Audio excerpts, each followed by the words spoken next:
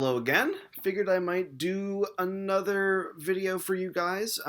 There's some pretty interesting elections going on here in Massachusetts, and I wanted to focus on one that's going on the congressional level. It's for Massachusetts' first district. So the incumbent is a guy named Richard Neal. He's been in office forever, and he is a Democrat, but he's pretty widely known for being one of the most corporate of the corporate Democrats. If I believe that he's actually the number one recipient of corporate money in the entire House, Republican or Democrat. So that's pretty important to know. And this year, for the first time in probably his entire tenure in Congress, he has a very strong congressional primary opponent by the name of Alex Morse. Now, Alex is a guy that's endorsed by Justice Democrats, endorsed by some other progressive left organizations. I know he's been supported by the Sunrise Movement as well. So Alex Morse is running against Richard Neal to try and win the first congressional seat here in Massachusetts. Now, recently, allegations were levied against Alex Morse that described some sort of sexual impropriety with him. The important background is that Morse is a lecturer at the University of Massachusetts Amherst, and he is also the mayor of Holyoke. Now, he's been the mayor of Holyoke for, probably 10 years. He's been in office since he was 21 years old, which is really impressive in and of itself. I'm turning 23 next Thursday, and I cannot picture myself being the mayor of a town at this point in my life. So that's pretty impressive, pretty cool stuff. Anyway, so the allegations against Morse are that he had sexual relations with students involved in the College Democrats chapter of UMass Amherst, which he also happens to be a lecturer at. And the people that he had relations with are now coming out and they're saying, "Oh, I was uncomfortable with Alex. I was uncomfortable when I learned that he was mayor of Holyoke. I was uncomfortable that he was a teacher at UMass." And whenever allegations like this come out, we have to take them very seriously because obviously we live in a political era where we need to take allegations like that seriously because they haven't been taken seriously before. And we need to believe survivors. I mean, there was a whole thing with Joe Biden and Tara Reade. We don't really need to rehash that, but it was handled quite poorly. So I think it's important to take these allegations seriously, and many people on the left did. Some people revoked their endorsements for Alex Morse, including recently elected Jamal Bowman, who another Justice Democrat.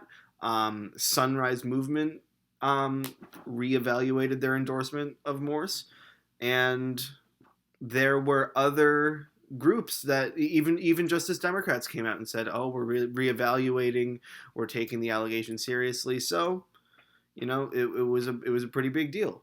Now, in recent days, there has been pretty widespread reporting that the allegations against Morse may have actually just been a political hit job. So it turns out one of the accusers was the president of the College Democrats chapter at UMass Amherst. And it turns out that this person, a young man, had aspirations of working for Richard Neal, the incumbent. And it was pretty widely documented. There are text conversations out there that have been reported on, and people see that as a pretty purely politically motivated thing. Now, the important thing to point out is that every allegation against Alex Morse, every relation he had was completely consensual. He never had a relation with an underage student, and he never had a relation with a student that was in his own course. And I think that's very, very important to note here.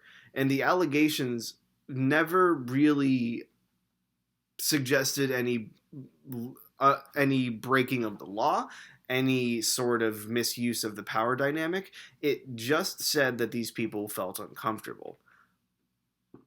This was enough for these people to unendorse Morse, for Justice Democrats to reevaluate the endorsement.